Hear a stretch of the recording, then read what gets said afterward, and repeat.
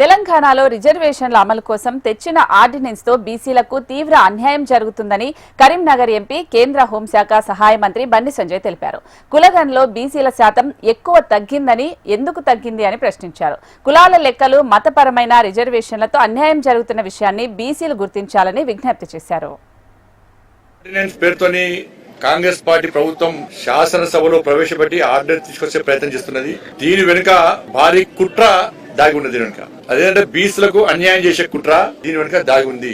ఇలా ప్రభుత్వం వాస్తవాలను కప్పిపుచ్చే ప్రయత్నం చేస్తున్నది. అవాస్తవాలను మీడియా ద్వారా ప్రజలకు చేరవేసే ప్రయత్నం చేస్తున్నది. దీనికి ప్రభుత్వానికి అధికారంలో ఏ పార్టీ ఉంటే ఆ పార్టీకి వత్తాసు పలికేటువంటి కొన్ని బీసీ సంఘాలు వారు కూడా బీసీలకు అన్యాయం చేస్తున్నారు. బీసీలకు జరిగే అన్యాయాన్ని ప్రశ్నించేటువంటి దమ్ము ధైర్యం లేకుండా వివరిస్తున్నారు. ఇప్పుడు రాజశేఖర రెడ్డి గారి ప్రభుత్వం ఉన్నప్పుడు 4% రిజర్వేషన్ కల్పిస్తూ ముస్లింలను బీసీలుగా గుర్తించే ప్రయత్నం చేస్తే అప్పుడే ఈ బీసీ సంఘాలు సోకాల్ రాజకీయ నాయకులు భారతీయ జనతా పార్టీ చేపట్టే ఆందోళన మద్దతు ఇస్తే ఈ పరిస్థితి ఉత్పన్నమయ్యేది కాదు.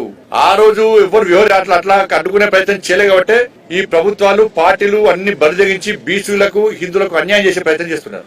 రాజశేఖర రెడ్డి గారు 4% రిజర్వేషన్ ఇస్తేనే గత జిహెచ్ఎంసీ ఎన్నికల్లో బీసీలకు హైదరాబాద్ లో ఏ విధంగా అన్యాయం జరిగిందో ఒక్కసారి బీసీ సమాజం గుర్తించాలి, హిందూ సమాజం గుర్తించాలి. ఇవాళ కేసీఆర్ గారు సమగ్ర సర్వే నిర్వహించినప్పుడు బీసీ జనాభా ఎంత అంటే 51% వచ్చింది. కాంగ్రెస్ పార్టీ కులగణన మనం సర్వే చేసినప్పుడు ఎంత వచ్చిందంటే 46% వచ్చింది. 5% తగ్గించారు.